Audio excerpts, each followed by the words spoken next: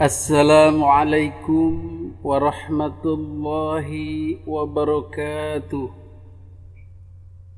Alhamdulillahi rabbil alamin wa bihi nasta'in ala umurid dunya waddin.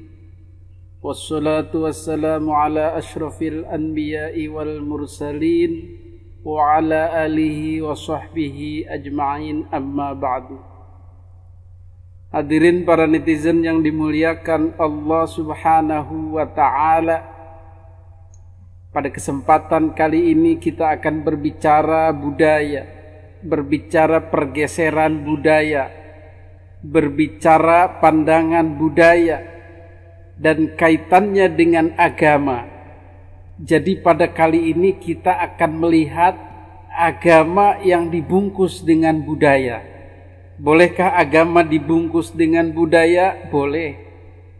Karena budaya adalah aksesoris, pelengkap, alami yang ada pada sebuah masyarakat. Dulu ketika Islam belum datang, budaya tari sudah ada. Dulu ketika Islam belum datang, budaya nyanyi, nembang itu sudah ada. Dulu ketika Islam belum datang, budaya tradisi berpakaian itu sudah ada. Apakah Islam datang untuk merubah budaya-budaya itu? Tidak. Islam datang untuk menyesuaikan mana budaya yang sesuai dengan Islam, mana yang tidak sesuai dengan Islam. Ketika budaya itu tidak sesuai dengan Islam, maka dihilangkan. Tetapi ketika budaya itu sesuai dengan Islam atau bisa diislamisasi, maka dilakukanlah upaya-upaya dakwah, upaya-upaya merubah, upaya-upaya mewarnai budaya tersebut dengan budaya Islam. Begitulah cara kerja Wali Songo. Jadi Wali Songo datang tidak untuk menghancurkan gamelan. Wali Songo datang tidak untuk menghancurkan tari-tarian. Islam datang tidak untuk menghancurkan pencak silat. Islam datang tidak untuk menghancurkan kidung-kidung, senandung-senandung. Tetapi semua bisa dikombinasi, dimasuki nilai-nilai Islam di dalamnya. Betul? Jadi alangkah indahnya Islam Nusantara ini ketika orang bisa khusyuk, sholat, tawadhu di sebuah tempat yang disebut musola, terbuat dari bambu seadanya, dengan pakaian caroknya Madura, dengan pakaian adat Jawa, dengan pakaian adat Sunda, dengan udeng-udeng di kepala, itu boleh. Wali Songo membolehkannya. Karena apa? Karena itu kehidupan mereka. Kemudian orang bertembang Jawa, bertembang Sunda, melantunkan sholawat. Bahkan ada sebagian di antaranya yang kesulitan melantunkan Al-Quran, kemudian menjadi langgam Jawa, langgam Sunda. Itu diperbolehkan oleh Wali Songo.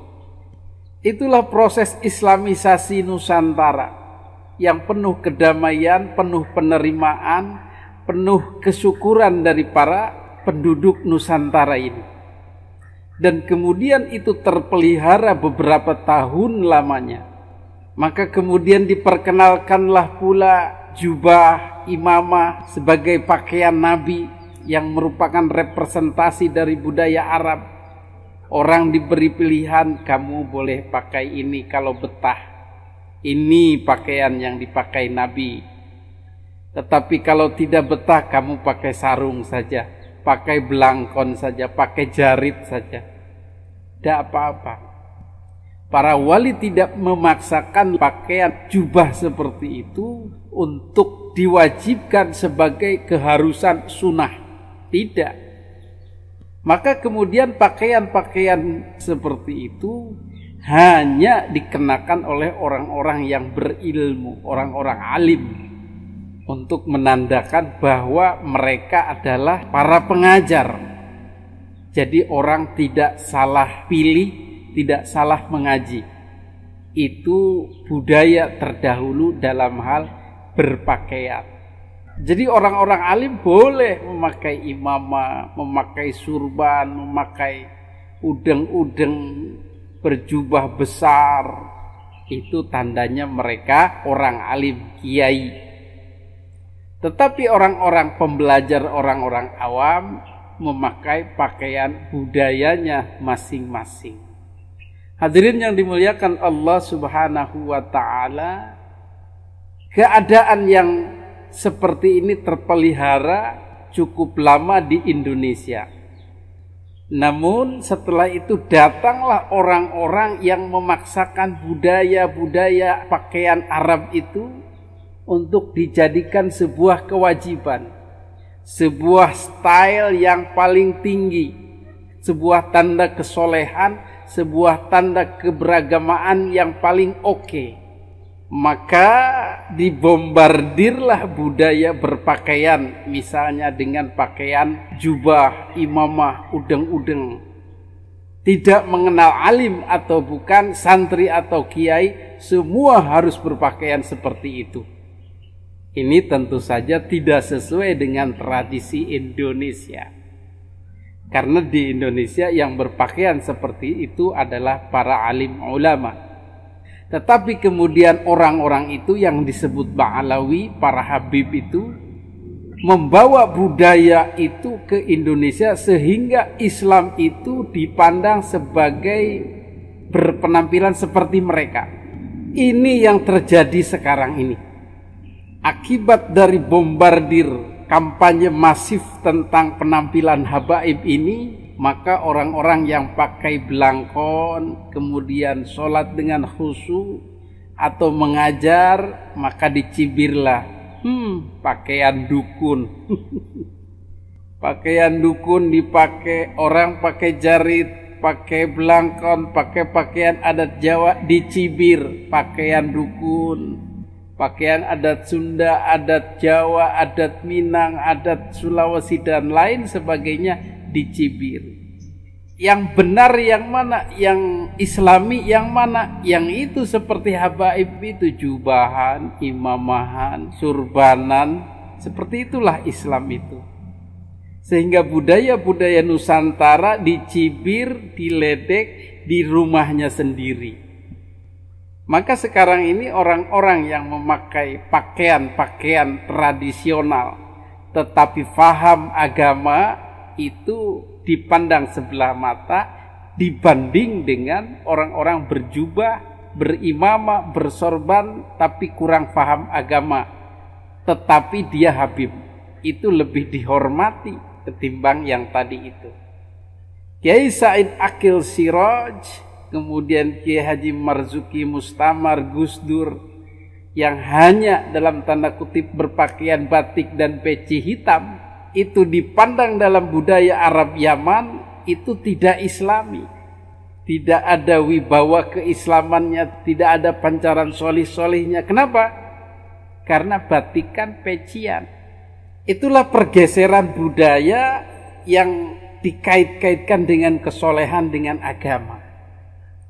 Belum lagi budaya-budaya tradisi, senandung, menyanyi yang bergenre Arab, Yaman itu lebih dihargai, lebih dijadikan patokan kesolehan, patokan agama yang benar ketimbang langgam-langgam tradisional. Solawatan berlanggam tradisional, sluku-sluku batok. Man taraka salatal khamsa hamdan muta'amidan fajazauhum jahannam khalidan fiha. Itu sudah mulai menghilang, diganti dengan nada-nada langgam Arab Yaman.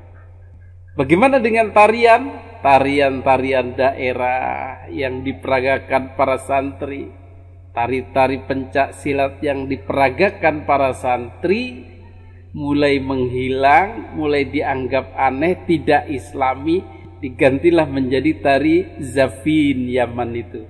Jadi tari-tari Zafin Yaman itu yang mirip dengan tari Yahudi itu sudah mulai digandrungi, sudah mulai dipraktekkan di pondok-pondok pesantren pada perayaan-perayaan. Muter-muter dikelilingi dengan musik Arab Yaman, dengan tepuk tangannya, dan mereka semua bergembira dengan budaya luar yang dimasukkan. Tetapi pada saat yang sama budaya sendiri dianggap tidak islami dan dicibir. Inilah proses penghilangan jati diri bangsa, proses penghilangan budaya-budaya bangsa atas nama agama. Inilah kembali lagi yang disebut penjajahan itu. Maka dengan adanya gerakan ini, gerakan kembali kepada jati diri bangsa, kepada budaya bangsa, kepada keislaman bangsa Indonesia, Islam Nusantara, lambat laun memberi kesadaran kepada masyarakat untuk ayo kita kembali kepada jati diri bangsa, ayo kita kembali kepada budaya bangsa, ayo kita kembangkan budaya-budaya bangsa kita sendiri. Benar untuk bangsa lain, belum tentu Indonesia. Baik buat bangsa lain, belum tentu Indonesia. Apalagi sekarang saya dengar ada pondok pesantren yang rutin menggelar tari-tarian Yaman itu, tari Zafin itu. Kenapa? Karena bebesanan dengan Arab Yaman itu. Yang tidak bebesanan pun atau muhibinnya sama mensosialisasikan tari ini. Kenapa tidak bangga dengan tari pencak silat itu? Kenapa tidak bangga dengan tari-tarian Aceh itu? Inilah kemunduran. Hadirin yang dimuliakan Allah Subhanahu wa taala, alhamdulillah saya dengar akibat dari gerakan ini orang mulai tersadar. Orang-orang awam mulai tersadar dengan pakaiannya. Tidak harus gamisan, tidak harus jubahan terus, tidak harus sorbanan terus, tidak harus imamahan terus. Ngukur diri. Kalau belum jadi orang alim, ya ndak usah.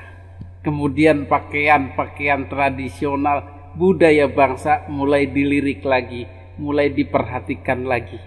Maka Anda bisa lihat bagaimana pergeseran budaya ini. Orang-orang di pergerakan pembebasan ini banyak yang memakai pakaian-pakaian tradisional. Dan masyarakat harus sudah terbiasa. Oh, ustadz pakaiannya begitu. Oh, kiai pakaiannya kok begitu. Oh, ini kiai ini kok pakaiannya batik tok, peci hitam tok. Kok nggak pada pakai jubah? Kok nggak terlihat wah kayak Habib Islami gitu loh? Nggak usah berpikir seperti itu lagi. Islami tidaknya itu bukan dari tampilan yang selama ini diperkenalkan, di brainwashingkan kepada kita, didoktrin kepada kita. Tidak. Inilah Islam Indonesia, Islam Nusantara, dengan pakaian apapun bisa islami. Selama dia bisa ngaji dan mengamalkan ilmunya itu. Begitulah insya Allah ke depannya masyarakat akan terbiasa dengan pakaian-pakaian tradisional.